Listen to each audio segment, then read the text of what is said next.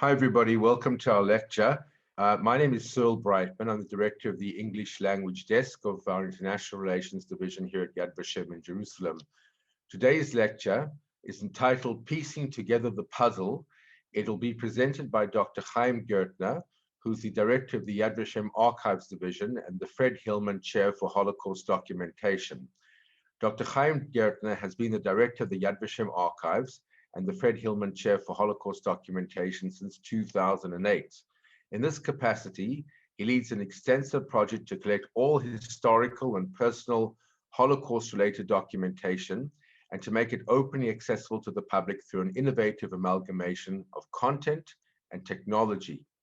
He also serves as a partner and consultant on projects aimed at providing access to digital humanities in Israel and around the world, and is amongst the leaders of ERI, the European Holocaust Research Infrastructure, a European Commission-sponsored project comprising 24 institutions from 15 countries who have been working since 2011 to develop a common research infrastructure for Holocaust documentation. Prior to assuming the position at the Yad Vashem's archives, he held, beginning in 2001, senior positions at Yad Vashem's International School for Holocaust Studies, first as Director of Programs and Curricular Development, and later as Director of the Teacher Training Department. Dr. Gertner has a PhD in Modern Jewish History from the Hebrew University of Jerusalem, followed by a postdoctoral fellowship at the Center for Jewish Studies at Harvard University. He's taught at the Department of Jewish History of the Hebrew University of Jerusalem and at the Open University in Tel Aviv, and has served as the Director General of an academic college in Jerusalem. He was a member of the editorial board of the YIVO Encyclopedia, Jews in Eastern Europe. His book, The Rabbi and the City, the Rabbinate in Galicia and its Encounter with Modernity, 1815 to 1867, was published in Hebrew in Jerusalem in 2013. Dr. Gertner will be assuming a new role at Yad Vashem from the beginning of February, when he'll be taking over the International Relations Division. Over to you, Dr. Gertner. Good evening. This is Grosse Hamburgerstrasse in Berlin, in the old Jewish quarter of Berlin. In the middle of a regular street stands an apartment building that was destroyed in an aerial bombing in February 1945. The building was renovated and has today the appearance of a normal building with 3 entrances. But the middle entrance is actually an empty space. You see it even now. There is a garden over there. The French artist Christian Boltanski and his students conducted research in the Berlin Municipal Archives and discovered that mostly Jews had lived in this building. So Boltanski mounted placards on the 2 empty walls. The placards look like enlarged museum labels, and they are containing the names and professions of the former residents, as well as dates. The later date displayed is usually the date of death, 1942 or 1943.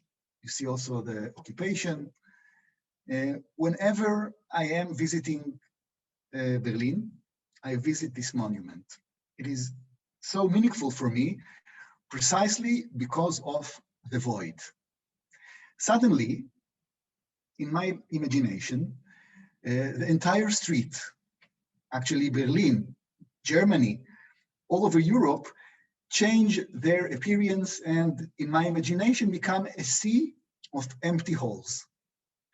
The lack of material manifests in a most incredibly effective way, at least for me, the void created by the annihilation of the Jews during the Shoah. Yad Vashem was established to deal first and foremost with this void and to commemorate the loss in a way that is meaningful for each one of the Jewish victims of the Holocaust, to give them back their faces and identity. Exactly as its name implies, Yad Vashem, a memorial and a name. And therefore we collect every item and every name. Here is an example. This is Dov and Tzipora Cohen in a photo from 1938. When the war broke out, Tzipora and Dov Cohen were a young couple who had already experienced the loss of one child during childbirth. With the German invasion of Lithuania, they unsuccessfully tried to flee to the Soviet Union, and then they had to return to their home in Kovno, Kaunas, and were later interned in the Kovno ghetto. Approximately half a year later, January 18, 1942, Tzipora gave birth to a daughter who she named Hinda, after her mother. This is her birth certificate. At the end of November 1943, the couple, Tzipora and Dov, was transferred to a forced labor work camp whose inmates worked in an airport in very difficult conditions. During the day, the men and women would go off to work, and only the children would remain in the camp with a small cluster of adults and elderly. So on March 27, which became to be a horrible day for them, trucks arrived in the camp.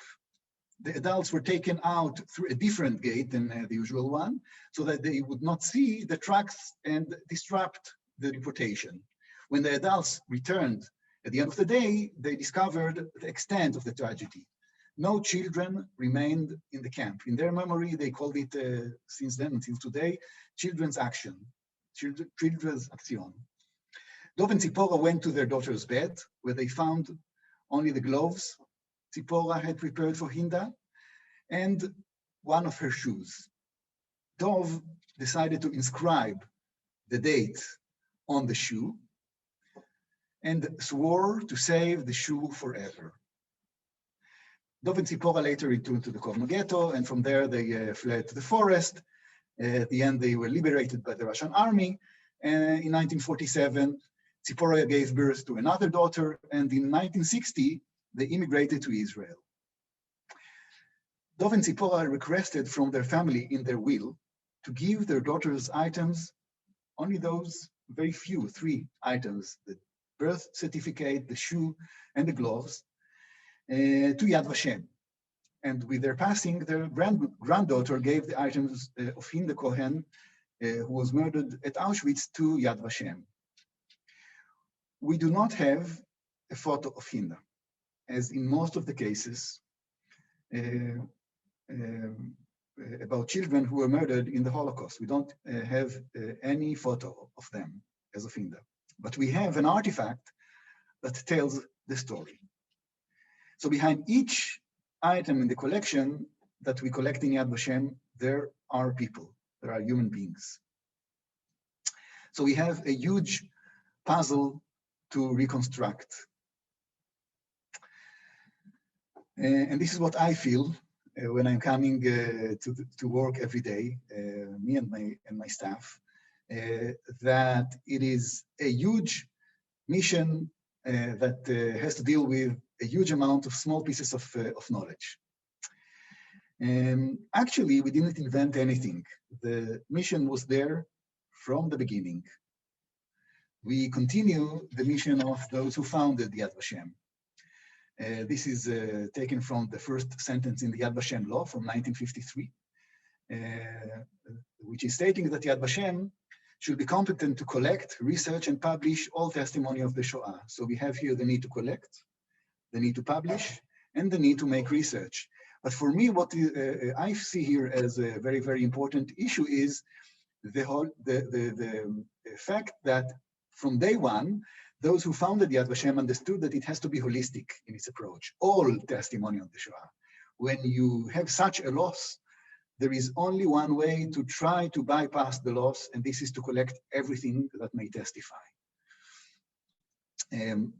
The photo collection of Yad Vashem officially was founded in the 80s. But from the very beginning, we collected photographs. We didn't call it the photo collection, but we collected photos, we collected items, we collected documents, artwork, film footage, everything that may testify.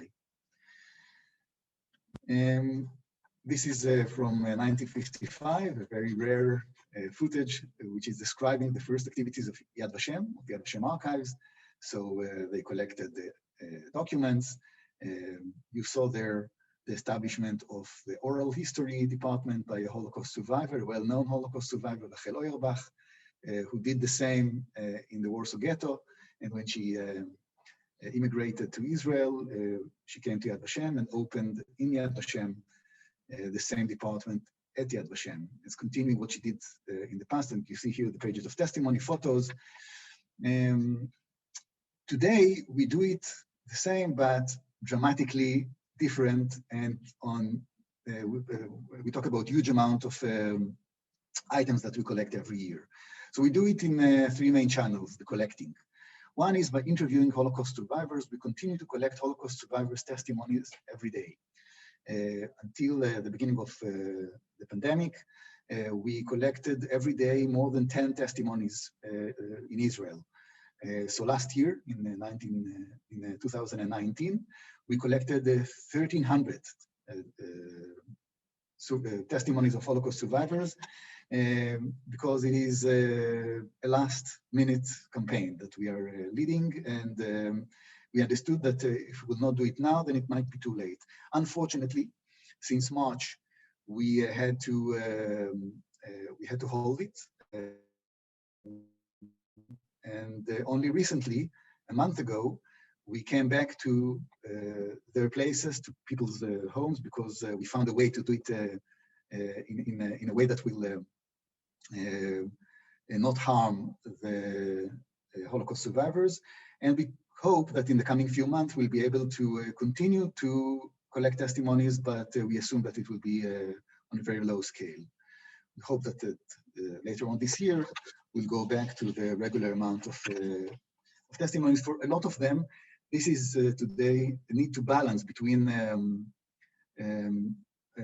the need to keep yourself alive, but also to keep yourself, keep your memory, keep your ability to tell the story for generations to come in a correct way. So this is one channel. The other channel is mapping and scanning documents worldwide. And here you have to know that we are doing it massively during the last decade. We signed during the last 10 years more than 150 international agreements with most of European states and out of Europe as well. In recent years, mainly in Central Eastern Europe, when for a lot of years it was blocked and we couldn't work there properly. So every single day we are mapping and scanning documents in around 40 archives all over Europe. And every year we bring to Yad Vashem between 5 to 15 million scans of pages of documents every year. Which means that if you would visit Yad Vashem a decade ago, you would find a quarter of what we have today. Some 10 or 12 years ago, we had some 50 or 60 million pages of documents. Today, we have more than 217 million pages of documents. It is an impressive number, but you have to know that tens of millions of documents are still there all over Europe, waiting to our experts to come, to locate them, to scan them, and to bring them to Yad Vashem. And the last channel of collecting, and this is collecting Holocaust original items. We do it massively in Israel and abroad, and every year we collect from the public around 30,000 items. I'm talking again about photographs, documents, artwork, artifacts, film footage. In part of the cases, it is being well preserved. In part of the cases, like in this case, it is almost neglected.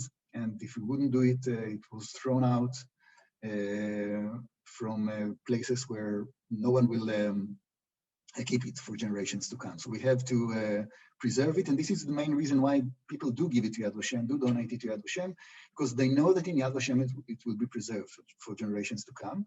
And moreover, it will be connected to the other items that we have.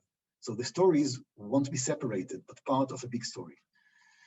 And this brings us to the biggest collection of Holocaust-related material in the whole world. Those are the numbers. As I told you, we have more than 217 million pages of documents. We have more than 500,000 photos, and a big amount of artifacts, artwork, and testimonies. These items allow us to tell the story of the Jews during the Shoah. And I would like to share with you a few examples, which will explain the nature of the documents or the items that we have, but also the challenges that we face. Let's talk about Auschwitz. A decade ago, we received this blueprint, first blueprint actually, of the Auschwitz-Birkenau camp, Auschwitz II. You know that Auschwitz had almost 40 sub-camps, and this is one of the main ones, the main place where the Jews were murdered, Auschwitz II. This blueprint was drafted on October 7th, 1941, by the Auschwitz Central Construction Department, Zentralbauleitung. It was established shortly before. The plan was approved within 2 weeks. We have also the other one 2 weeks later. And what is interesting here is that on the other side of the draft, and this is why it is so important and interesting, we have the whole chain of order, all the signatures of those who had to approve the plan. So we have here the head of the building department, the commander of Auschwitz, and up there in green, you see the signature and initials of Himmler, Hitler's deputy himself. And green means approved by the highest authority. Even in German bureaucracy today, green has meaning. So it was approved by Himmler. So we have here an approval for the process of the creation of Auschwitz. We have 14 other blueprints like that of different parts of the camp. Well, it was donated to Yad Vashem a decade ago. And then in Yad Vashem, it met another item. And this is the building album of the camp, done by the same Central Construction Department. We received this album in the 70s already, so a few decades ago, by someone else who somehow had it, a historian who came to Israel and brought it with him. I assume he found it in the camp. He's not living anymore, so we can't ask him. But you have there more than 400 photos from the same process of the creation of the camp. And one of my experts, when we brought the blueprints, showed me this photo and told me, you see, this is exactly the process of the planning. This is the architecture's room in Auschwitz. So you see the blueprints lying there on the tables. Well, you can see that the plans were drawn up by ordinary people, architects and engineers. You don't have to be a murderer in order to take part in the murder of the Jews. You may be only an engineer. And this is why the collection of the blueprints is so important, and the connection between that to other items, which explains the process. How did it preserve it all? How did we receive it? It was preserved by a chance, because before they left Auschwitz, the Nazis burned the camp, headquarters, archives. However, they forgot to burn the archives of the Zentralbauleitung, so the Central Construction Department, which were housed in a separate building. Some of the material found its way to the Soviet Union, but some found it to the Stasi archives in Eastern Berlin.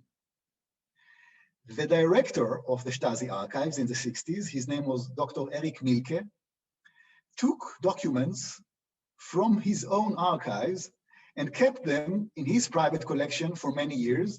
Why? To use it to accuse opponents, political opponents, when they wanted to be elected to something. So the plans were housed in his private collection illegally. In 2008, there was an attempt to sell these documents to neo-Nazis.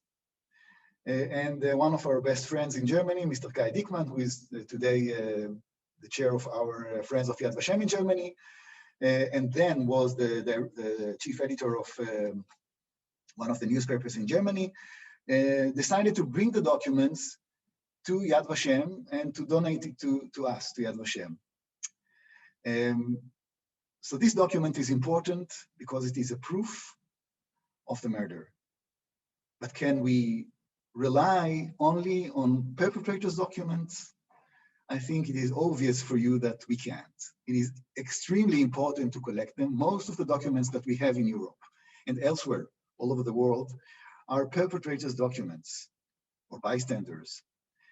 But you can tell the story of the murder of the Jews in the Shoah only based on this kind of documents. You need this kind of documents as well, victim sources as well. And I would like to give you another example of documents that we have, which is completing the picture. And this is why Yad Vashem is collecting both documentation and putting very specific emphasis to collect victim sources first and foremost. So the story is the story of Esther Goldstein. Esther Goldstein was born in 1926 and lived in Berlin with her parents, sister, and brother. For a number of years, Esther kept this Poesie album in which family members and friends inscribed messages to her. When I have to explain it to my kids, they do not understand what I mean because they have Facebook today. But you know, before the age of the Facebook, there were books like that. I'm sure that that you, at least part of you, used it by you, or I had it when I was young. So Esther attached on the first or the second page a photo of her father, David Goldstein, and in the upper right corner she wrote Papa. You see it over there. And this is her mother, Blima Goldstein, and Esther wrote here Muti, Mom. Both David and Blima were murdered. David was sent to Sachsenhausen in 1939 and from there deported to Dachau, and Blima was sent to Auschwitz in March 1943. Her 16-year-old classmate, Bella Lazzo, wrote in Esther's Goldstein album on September 15th, 1942, those lines, and I'm translating it. You have the translation here from German to English. Do good, enjoy the beauty itself, love life, and don't be afraid of death. Believe in God and a better future. Bella Lazzo, Berlin, September 15th, 1942. You have to be very optimistic to write like Bella wrote, because it was in the middle of the deportations, and actually this is one of the last pages in the album. Bella was, a month later, Esther, the owner of the book, was sent to Riga in October 26, 1942. And a few months later, Bella Lazzo, the friend who wrote it, was deported to Auschwitz. Both of them were murdered. Actually, most of those who wrote something in this book were murdered. But what touched my heart more than all was another page written by another friend, another classmate, Sonja Stranger, that wrote in the middle of the page of in the left, Berlin, January 12, 1937, from Golden School Times. And in the corners of the left page, she wrote, Vergiss mich nicht, which means don't forget me or forget me not. Sonja was also deported to Auschwitz in 1943. Why was it touching my heart? Because this is what I take with me from the album, a moral imperative. Do not forget us. So a very innocent sentence written in regular days becomes for me, I think for all of us, a moral imperative. We have to collect it because this is the way not to forget us. And how did we get this item? How did you get this album? If everyone was murdered there, how do we have it at Yad Vashem? So the story is like that, because every item that we have has a few stories behind it. The story of the item itself, and also the story of the survival of the item. So the album, along with the other family documents, was kept by a neighbor in Berlin, and was given to Yad Vashem by Esther's sister, Marge Hershenbaum. In 1939, she was sent, this is Esther, and this is Margot.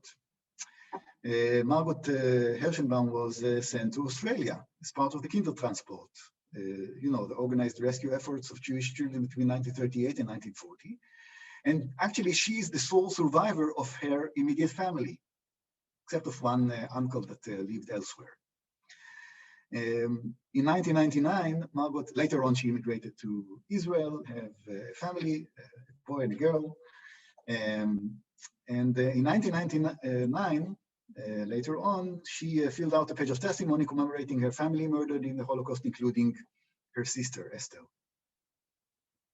It took her 15 more years to decide to part with the book and to donate it to Yad Vashem. You know, it is very uneasy. It is very, very complicated to decide that you are donating your item to Yad Vashem because it is usually the most sincere items that you keep at home, as in this case. So she donated it with a few other documents. You see her here letters and personal documents, and this is her son behind her. And she was very pleased to see that we uploaded the story online, and now everyone may read Esther's story in Hebrew, in English, and in German online. So each one of the pages that we have in our collection represents a human being. This is why we have to collect this huge puzzle of black holes into one place. But it is not enough to collect all of that. As in this case, we have to give access to all of that, because even if we will have it only in Yad Vashem, then only those who will come to the mountain of remembrance in Jerusalem will be able to see it. Moreover, if it will be connected, if it will be there separately, then we won't be able to connect the dots. And therefore, alongside with the decision to collect everything, we decided that we have to upload everything. And whenever possible, to upload it online. Well, it's easy when you have tens of thousands or hundreds of thousands of items, but when you have millions of items, this is much more complicated, and when you have it in some 60 languages, even much more. But we invest in that massively, and actually we are the leaders in this field, not only in terms of Holocaust documentation and collections, but also in terms of historical evidence altogether. Today we actually scanned some 80% of all the collections that we have in Yad Vashem. During the last 15 years, this is what we do. We scan millions of documents every year, and we are investing in the most advanced ways to upload them online gradually. By the very fact that items are online, we are gaining a new kind of relationship between the collections and our professionals and you, our users, in Australia and elsewhere. Why? Because it is not only to give access to collections. This is to create a discourse. It's to create a place where we can talk about the documents that we collect. I'll give you this example. This is a very rare collection of colored photos that we have. And in this case, it is from the Lodge Ghetto. And this is the laundry in the Lodge Ghetto. We uploaded this photo as part of the collection of the photos that we uploaded. The first time that we uploaded our collection of the photos online was in 2008. And in 2011, we uploaded it for the third time with the third technology then. And now we did it with Google for a short period of time, for a year or a year and a half, as an experiment for Google and for Yad Vashem. For Google, it was the first time that they tried to work with an archive, because, you know, Google is flat. You write a word and then you get an item. Google doesn't understand hierarchy, and archives are arranged in hierarchies, layers by layers of knowledge. And they wanted to know how to deal with that. So they took two leading collections. One was the Dead Sea Scrolls in Jerusalem, and the other one was Yad Vashem collection, and they wanted to find a way there. And for Yad Vashem, of course, it was also an experiment and an ability to be much more accessible and to have to make few experiments as well. So one of them was our idea that we have to give access to people to add their comments on a specific item in the database itself. You know, we were the first archive to do it then in the whole world, because archives do not allow, even today, anyone to add information on the database itself, because of course we allow it in our social media, in Facebook, in Instagram, wherever, but not inside the databases. But in this case, we gave the ability to do so on a separate space, like this, you see, share your thoughts, and we enable people to share their thoughts and their knowledge about the items. And in 2 months, by the way, we received 10,000 corrections and additions from some 700 people, and 90% of them were accurate. Which means that we had created again a new kind of relationship between us and the users. It is not only us who are educating you, but you are assisting us as well. As in this case, Carol wrote, "The young woman on the far left of the photo is my mother, Bande Vavura. She was born in Lodz to Avram Yosef and Kreindel Vavura. She was in the Lodz ghetto until approximately August 44, etc., etc. I have excellent experts in my stuff, you may believe me. But for this photo, Carol is the expert actually in the whole world, because it's her mother. We checked it, of course, it's correct, it's her mother. Not always they are correct, but in this case, she was correct. When you are creating a new kind of relationship between you and the user, then you are gaining a lot of knowledge and a lot of interest by the public. It becomes a community. And this is where we are aiming.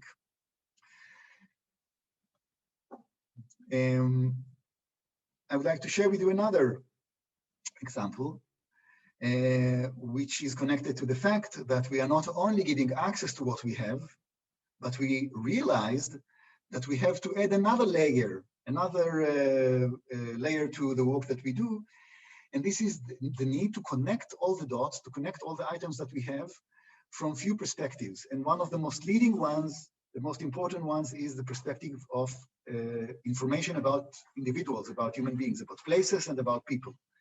Because when I'm thinking about each one of us, usually this is the main interest. This is why usually we are using the Yad Vashem documents, to have information about people, about places.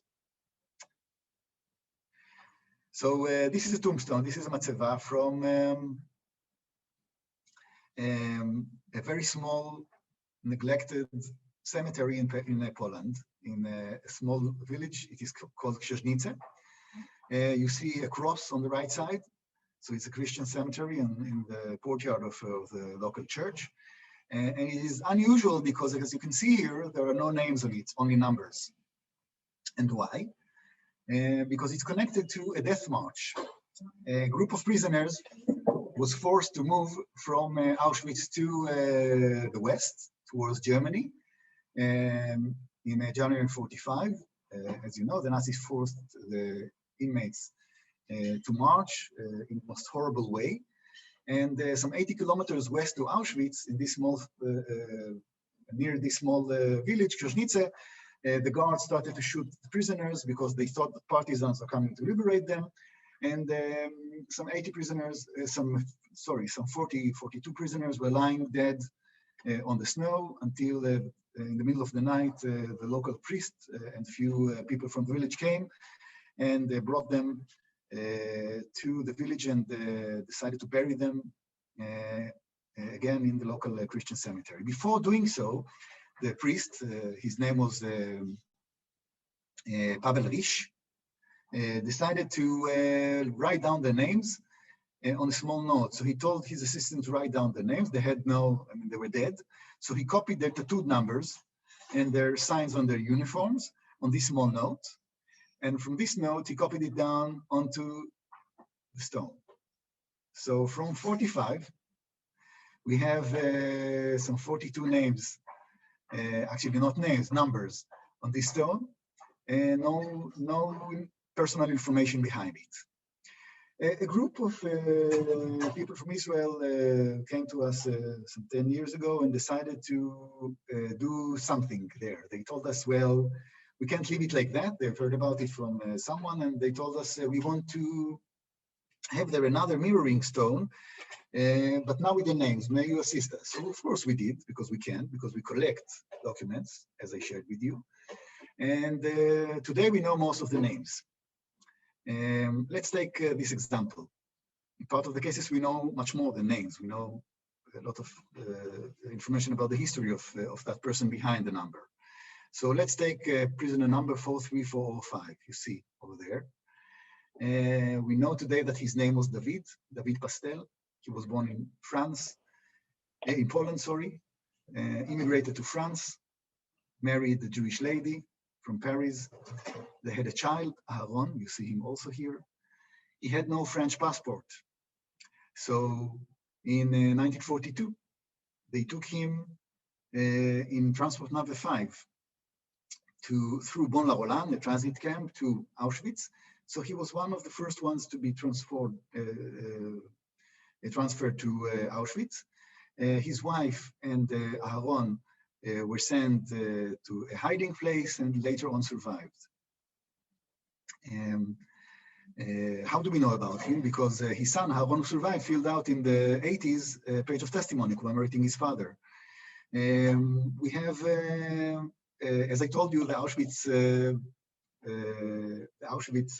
archives were burned, but because he stayed in Auschwitz quite a long time, unusually, from 42 until almost the last end, until January 45, until he was murdered in this death march. And therefore, he's documented here and there in other documents, like in this transport list to Auschwitz, or in this transit camp near Paris, Bon-la-Rolande. We find his personal card. We have this photo, Passover Eve, Leila Seder from 1942. He's there. Someone in Auschwitz tried to rescue him, a German, non-Jew. His name was Ludwig Velo, and he was awarded for that by a Righteous Among the Nations, by Yad Vashem, in no less than file number 1 in the Righteous Among the Nations department in the 60s already. So we have information about this attempt to rescue David, at least for a while, by a non-Jew. So the story is being told from various documents that we have. But we have a challenge here. And what is the challenge? First and foremost, as I told you, the documents are spread all over the world. Part of them are in Yad Vashem. Part of them are still today in Poland, in the Auschwitz Museum archives. Part of them are in Paris, in Memorial de la Shoah. Part of them are in an archive in Germany. How do we know at all that a document which is connected to David Pastel is located there? No archive is documenting its holdings up to this level of a name in a document. If at all, collections are being described up to the level of a file, of a collection, but not every name in the document. So we had to add another layer to the layers that I shared with you before, collecting and describing and giving access. And this is the layer of personal information that we have in different documents. We are in the middle yet. We didn't complete the job, but we did so massively. We concluded so much that today we may, at least in part of the cases, locate documents that are connected to David Pastel, because first we copied them in those places, and then we cataloged and indexed them in a way that enables us to make this connection. This is from the event of the erection of the new stone with the names now. You see it over there. Why am I showing it to you? Because the main question for me usually is, whom for do we work? I mean, why is it so important to do what we do? Is it relevant to someone? Well, in this case, at least, it is relevant to quite a lot of few people. The first one that I would like to mention is the one in the right, that stands here on the right side of the photo, David Pastel. Of course, not David Pastel, the one who passed away, but the grandson. David Pastel still lives today in Paris. He's the grandson. He's the son of Aharon, who passed away a few years ago.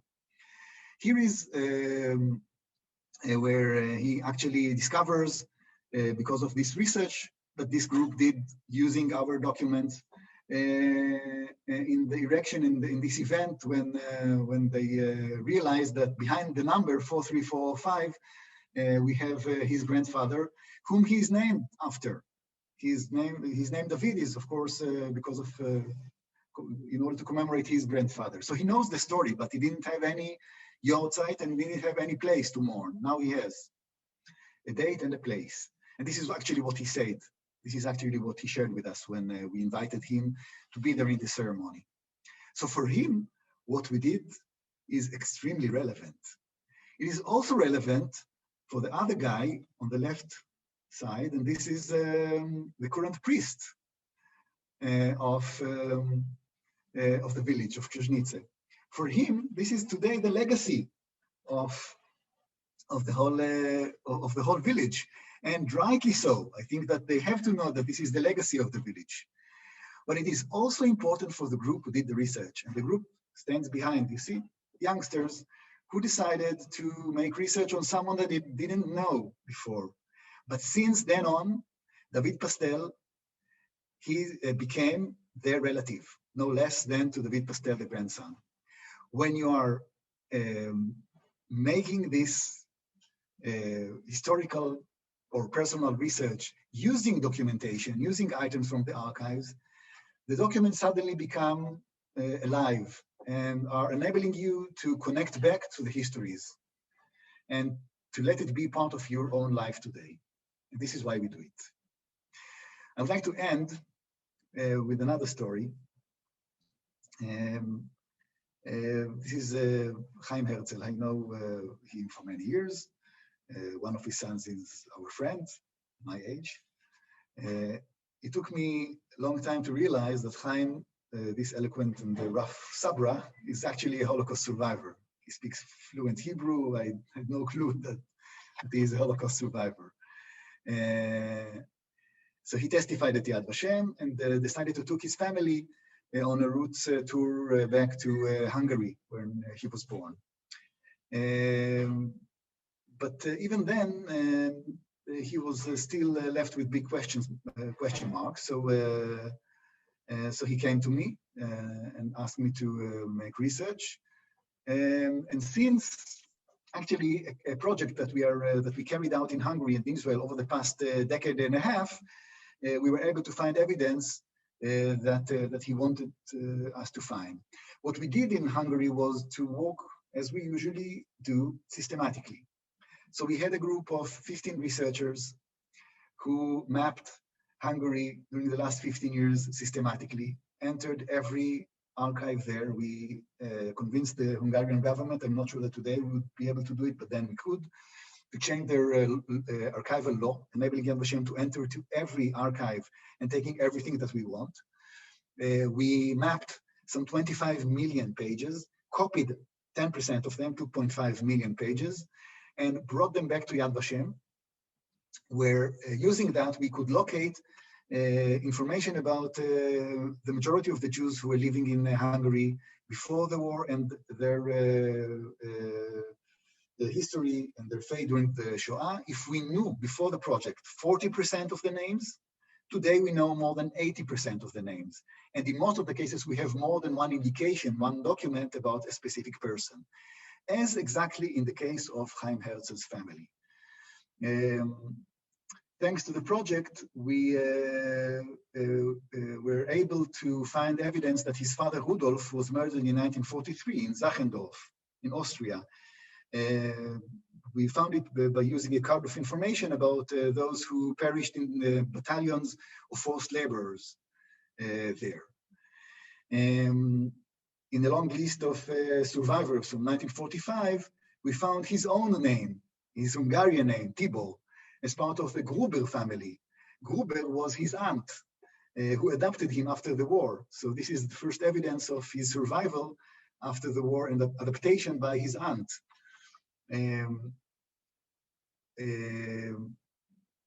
But the most incredible document for him, and also for me, was this one. As part of our project, we also found this document, a page from a 1941 census, a list of inhabitants in Hungary. And I thought that this document is extremely, this is connected to his family, to the Herzl family. And I thought that this document will be important for him because there was a lot of information on it, that the family lived in a 2-room apartment in Budapest, that the father had to work occasionally because of race laws, etc., that they hardly have items in their place because of the confiscation of material. But he didn't look on the first page. He told me, look on the other one, down there. You see, this is my father's signature. He told me, until now, until you showed me this page, I had nothing from my father except of memories and stories. This is the first real thing that I have from my father, his handwriting, his signature. What we do is relevant to people. What we at Yad Vashem do matters. Thank you.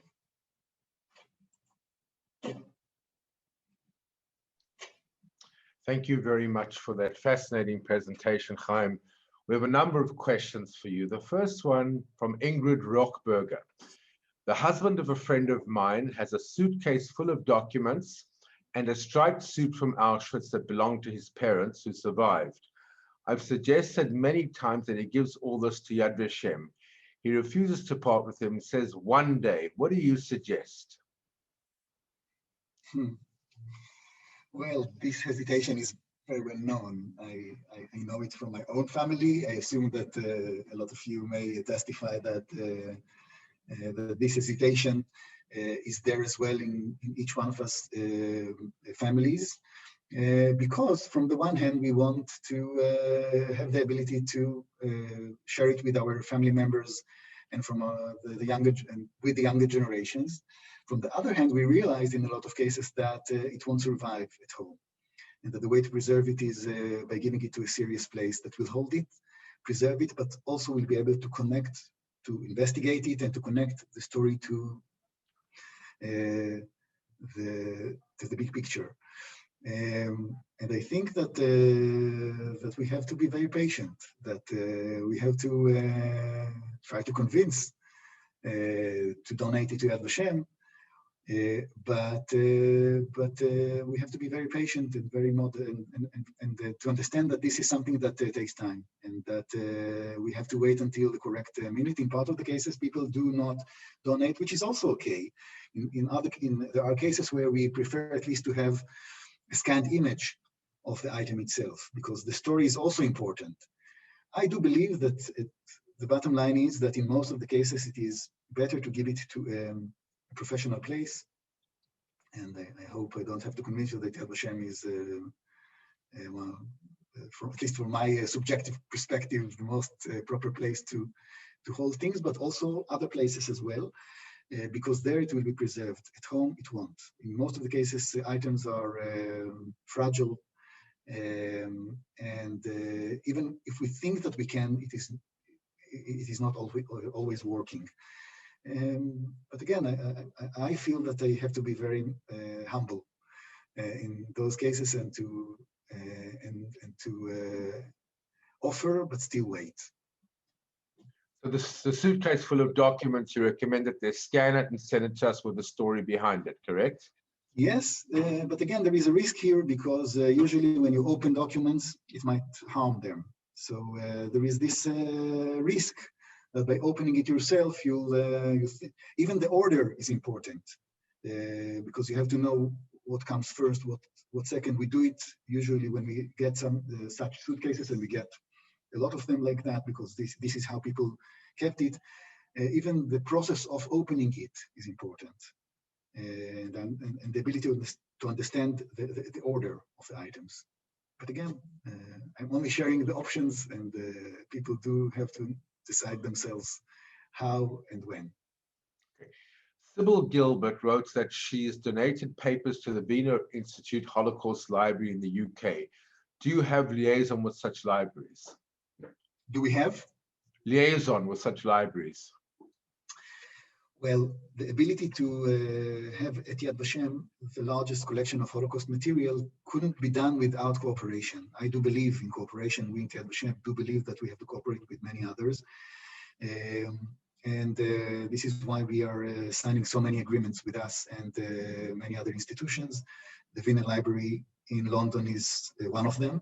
It is a small but very important institution.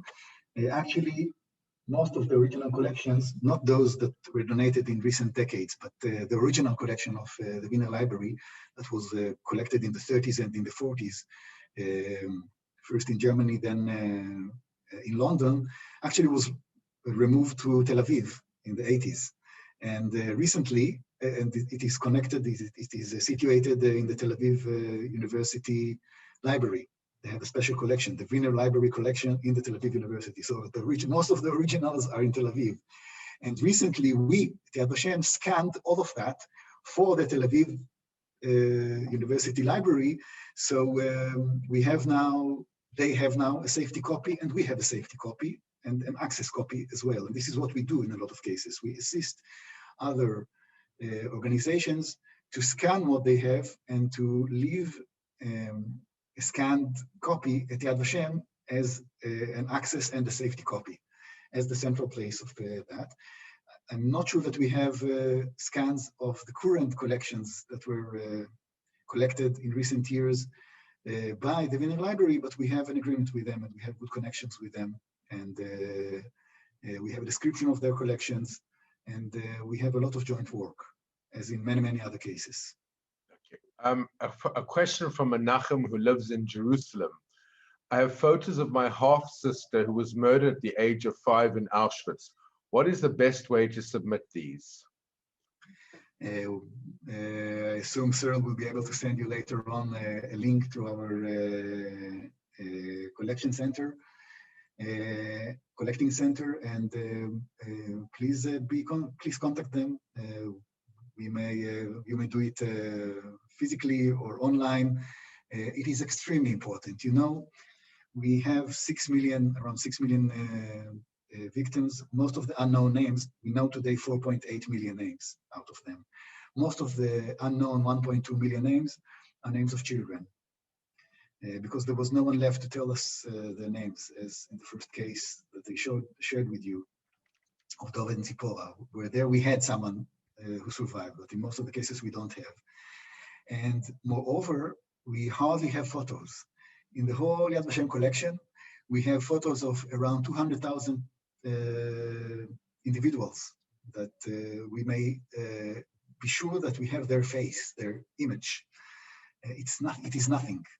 And therefore, every photo that we have, and usually most of the photos are pre-war, before the war, are so important. So please do contact us, and we'll appreciate that. Okay.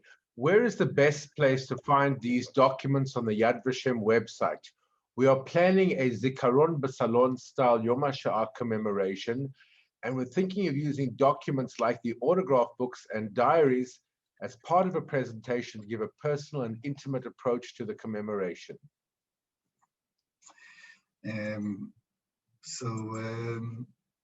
This is the Yad Vashem website, and you have a lot of sources over here. You have here in digital collections all the databases that I shared with you. You have the central database of Shoah victims' names, you have the online photo archive, you have the documents archive, the righteous database, etc., etc.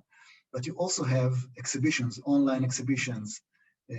So the story of Esther Goldstein is being told here in one of the exhibitions about books like that that were that are located at the Yad Vashem collections. So please use it. You have a lot of information over here. You may use it. You have it in all languages, of course, Hebrew and English, but also other languages as well. Okay. Gila Ansel Browner. I worked with the survivor a few years ago on his autobiography and was informed that Yad Vashem usually makes arrangements to come to the home with a scanner. That would surely be difficult now with Corona. Her suggestion is maybe the friend's family can do high quality scans and submit them. What would you suggest, Haim? It's interesting because during COVID-19, during the pandemic, we were successful enough to continue the collection of items, and we do it in a few ways.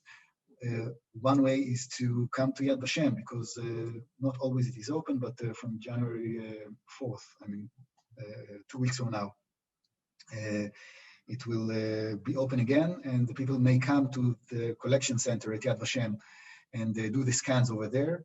We are sending our staff to people's places. They are taking the items. Another option is to take the item, bring it to Yad Vashem, scan it, and bring it back to your place. And it is also possible to send a scanned image. This is good, but usually our abilities are better. Our scanners are better and our abilities to scan are better. The interview about the document is done by Zoom. So this is how we work. And the amount of items that was donated since March until now is no less than in any regular year. It's interesting. I assume that because all of us are at home and we have some time to look in our places, we find. So please do contact our collecting center, and we'll find the correct way for you and to do that. There are many people who have various questions asking for ways to be in touch with us. The easiest way is just to write to international.relations@yadvashem.org.il. Once again, international.relations@yadvashem.org.il, and we'll try and direct your questions to the appropriate addresses. Next question from Rochelle Gossat. Do the Hungarian archives include the area of Ruthenia in the Carpathian area, today part of West Ukraine? Included in this area the towns of Munkac, Noj, Sekuj, etc. Yes, indeed. Our Hungarian project dealt with Hungary in its borderlines before the war, so big Hungary, not Hungary of today. So we try to work also in the lands that you mentioned. In part of the cases successfully. In Slovakia, for example, it was successful. In part of the cases less successfully. In Mukachevo, Munkac, it was less successful because of legal and practical restrictions, but partially we could. So you may write to us and try to find, because it is very specific, and in part of the cases we were successful. And another question related to that is, do the Hungarian archives include Beregzsas? If so, to whom can I write to obtain information about my family? Once again, if you'd like to get more information from our archives, please write to international.relations@yadvashem.org.il, and we will direct all your questions to appropriate people at Yad Vashem. The final question, Haim, is there a collection of information of inhabitants of the DP camps in Germany? It is not a complete structured list, but we have a lot of information about the DP camps. Most of it comes from a huge archive, which is located until today in Germany. It is called the Arlsen Archives. This is an archive that was created by the